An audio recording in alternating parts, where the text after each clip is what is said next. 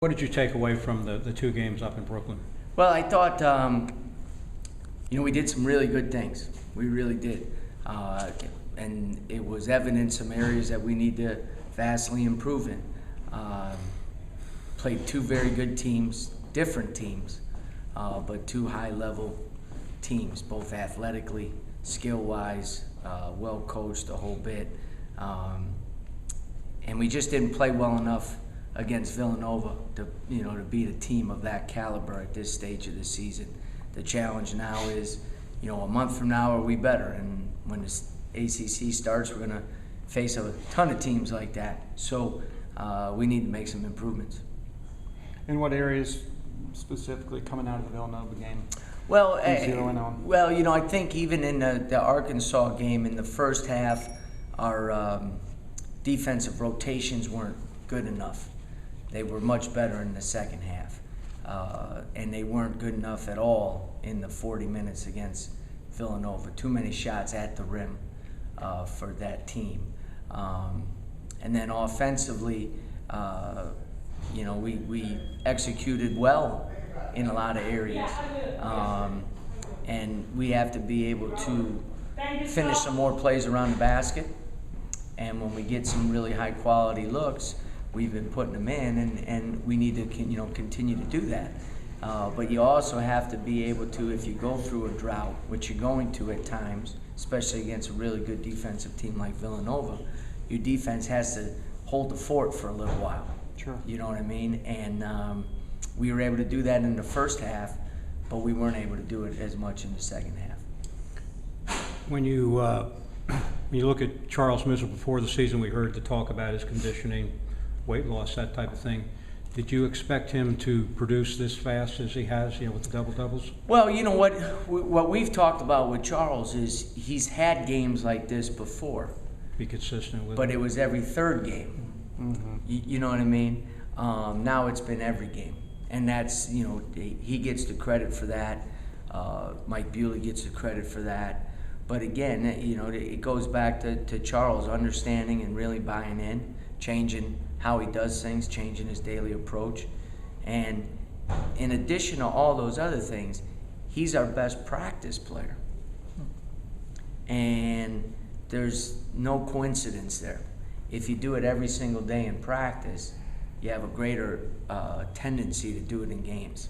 I imagine that's something good to point out to the rest of the guys. No question, because everybody, one of the keys with reaching our full potential as a team is to get everybody fully bought in all the time. That comes and goes. It's just the way teams are. When you're dealing with 14 guys, that's the way it is. Everybody has a clear example of when you do it every day, what you get of it. And we got a lot of guys that are really close. Marcus has been consistent. So I mean, we're definitely getting there. But he is a good example of that. What does he do in practice? He just plays well. He plays hard. He plays well. He competes every single day.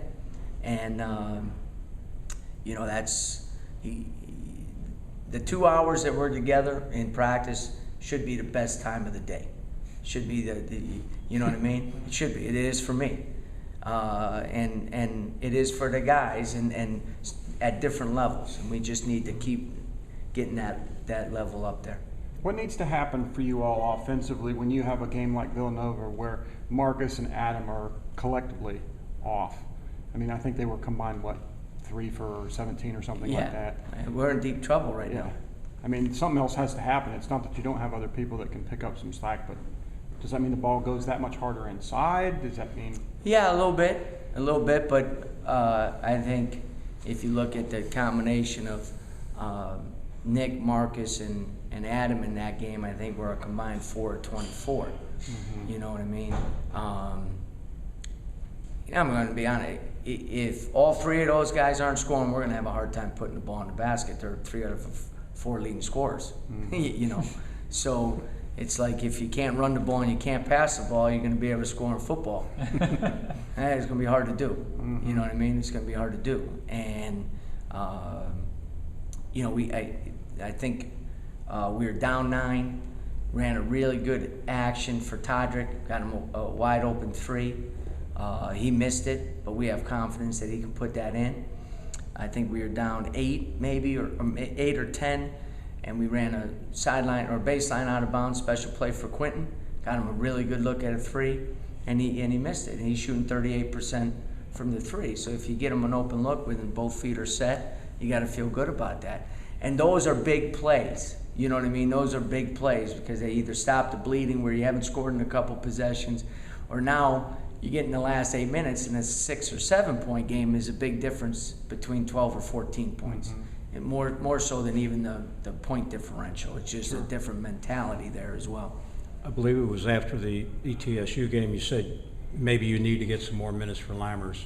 What did you see from him? Well, I thought he performed. I thought he played really well. Obviously, he played better in the Arkansas game, but he's responded well. The challenge always with Ben is just him understanding that he belongs out there. That he belongs out there, and when he has, he made a couple really nice post moves and got some big offensive rebounds for us. But the one area that he can really help us in is he's very good defensively. You know what I mean? And he's a high rebound per minute guy for us, which is good. And that's an area that if he continues to do, he's going to continue to get more playing time. You've hung in plenty, obviously, with other ranked teams in the past and beaten some. Was Villanova just not, as part of it, they're not just not being a good matchup for you guys? Or? Well, it is a little difficult matchup. They play 4 perimeter guys, primarily. And with Hart and with Arch, those are veteran guys.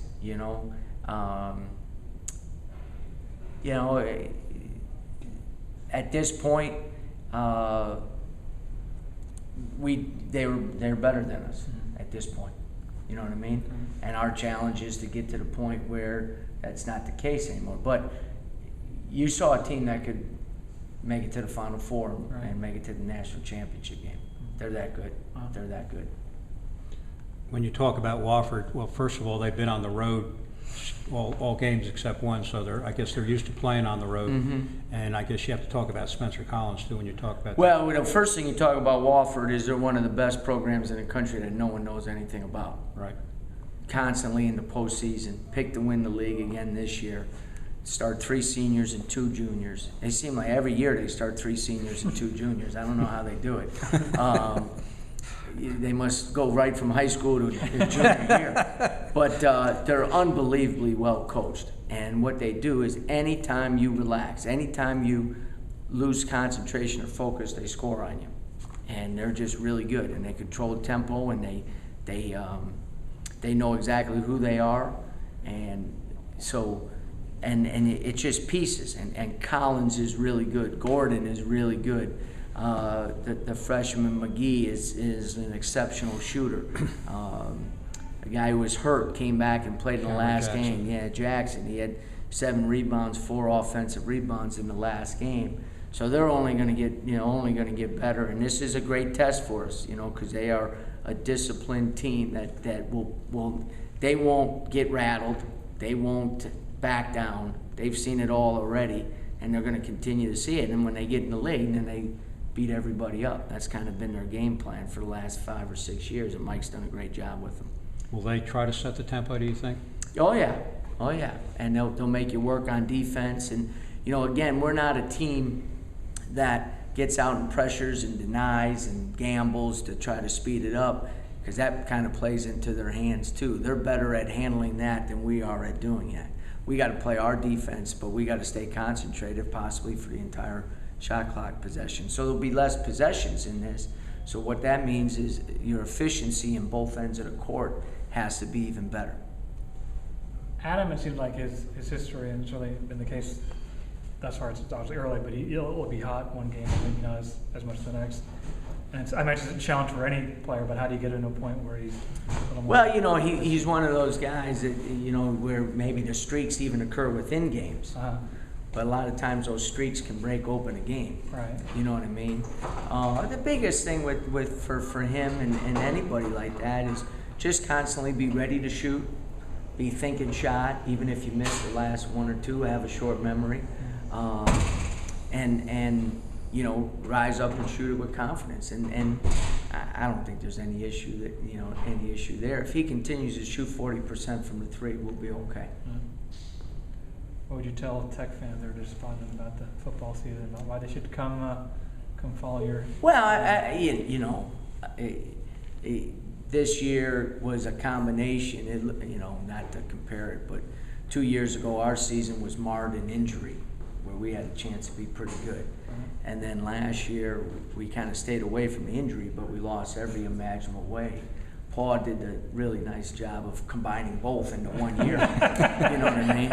I feel for the guy, and you know, we talk all the time, and you know, no one's more disappointed than him. You know what I mean? But you know, for us with football, they played a gazillion young guys. You know what I mean? And you watched that development of those young guys during the year was really, really good. And obviously it's a great positive. And now, you know, you move on to basketball now. And I think we have a chance to have a very, very good team. And I think it's a team that's going to keep getting better. You know one thing with our guys, when you come out and watch them, you know they're going to play their butt off for you. You know what I mean? And it's always better when you play your butt off when the shots go in, and we're obviously shooting the ball a lot better, so we just need to keep that up. Very good. All right?